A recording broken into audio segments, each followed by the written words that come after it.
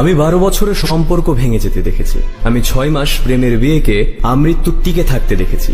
আমি একটি মেয়েকে তার সঙ্গীর ভারী ব্যাগ কাঁধে করে বই নিয়ে যেতে দেখেছি। আমি অন্য একটি মেয়েকে মুচি বিয়ারাদেরকে ইংলিশে বকতে দেখেছি। আমি পুরুষও দেখেছি অনেক রকম। ভিড়বাসে শরীর শক্ত রেখে ছোঁয়া এড়ানোর চেষ্টায় ক্রমাগত ধাক্কা খেয়ে গেছে এমন। আমি এমন পুরুষও দেখেছি যে নিজে বেকার থেকেও নিজের মা বোনের হাড় ভাঙা খাটুনির টাকায় একের পর এক শখ পূরণ করে গেছে এমন।